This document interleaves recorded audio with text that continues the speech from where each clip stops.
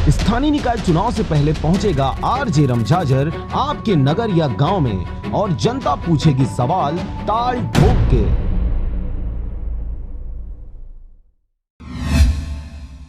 रायगढ़ जिले के खरसिया विधानसभा क्षेत्र में बीजेपी के विधायक प्रत्याशी व पूर्व आईएएस अधिकारी ओपी चौधरी द्वारा शरद पूर्णिमा उत्सव का आयोजन किया गया था।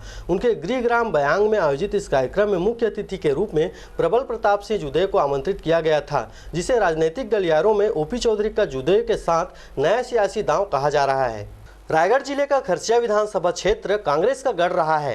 इस गढ़ पर फतहयाबी करने आए तत्कालीन मुख्यमंत्री अर्जुन सिंह को जसपुर महाराजा दिलीप सिंह जुदेव ने वर्ष 1988 में कड़ा मुकाबला देकर खरसिया को सर्वाधिक चर्चित बना दिया था। इसके बाद पिछले विधानसभा चुनाव में कलेक्ट्री छोड़कर आए ओपी चौधरी के चुनाव लड़ने से भी यह विधानसभा क्षेत्र काफी सुर्खियों में रही। यहाँ से स्वर्गीय लखीराम अग्रवाल भी भाग्य आजमा चुके हैं, मगर यह चुनाव सुर्खियों में नहीं रही।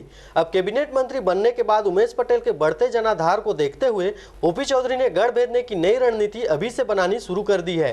शरद पूर्णिमा उत्सव का कार्यक्रम खरसिया विधानसभा क्षेत्र के अंतर्गत ओपी चौधरी के गांव बयांग में आयोजित हुआ, जिसमें रायगढ़ सांसद गोमती साय, जिला भाजपा के कई पदाधिकारी, जिला पंचायत के उपाध्यक्ष नरेश पटेल, खरसिया नगर पालिका अध्यक्ष कमल गर्ग सहित हजारों लोगों की मौजूदगी रही। कार्यक्रम में ओपी चौधरी द्वारा प्रबल प्रताप सिंह जुदेव को आमंत्रित कर और दिलीप सिंह जुदेव की याद ताजा कर उन्हें बाजीगर की संज्ञा दी गई। इसे सियासी गलियारों में चर्चा है कि खुद ओपी चौधरी जुदेव की लोकप्रियता को भुलाने उन्हें खरसिया से आगे कर रहे हैं। फिलहाल इस पर कुछ भी कहना जल्दबाजी होगी, मगर ओपी चौधरी ने प्रबल प्रताप सिंह जुदेव को अपने गांव में बुलाकर एक बड़े कार्यक्रम के बहाने सियासी चर्चाओं का बाजार जरूर गर्म कर दिया है। जुदेव जी ने किस तरह से चुनाव लड़ा था, उस चुनाव में क्या परिणाम हुआ, रामझरना में क्या हुआ था, ये सब कहानियां आप ही लोग हमें बताते हैं, हम लोग नहीं बताएंगे आप लोग।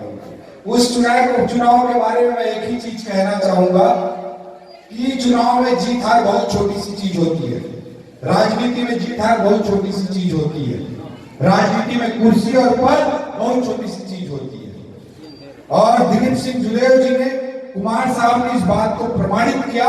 वो चुनाव हारने के बाद भी पूरे छत्तीसगढ़ के रग रग में बस गए और पूरे छत्तीसगढ़ के एक अविस्मरणीय योद्धा बनकर, एक अविस्मरणीय राजनेता बनकर उभरे। तो अगर कोई चुनाव जीत जाए तो लोग उसे विजेता जरूर कहते हैं, लेकिन अगर कुमार साहब की तरह अगर कोई चुनाव हार कर भी लोगों का दिल जीत जाए तो उसको बाजीगर कहते हैं। कुमार साहब की बाजीगर।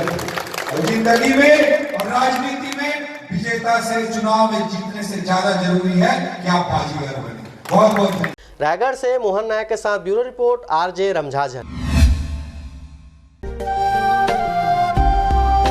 अगर आप चाहते हैं मीडिया में अपना करियर बनाना, रिपोर्टर, राइटर या फिर एडिटर बनना, तो आज ही संपर्क करें आरजे रमझाझर में।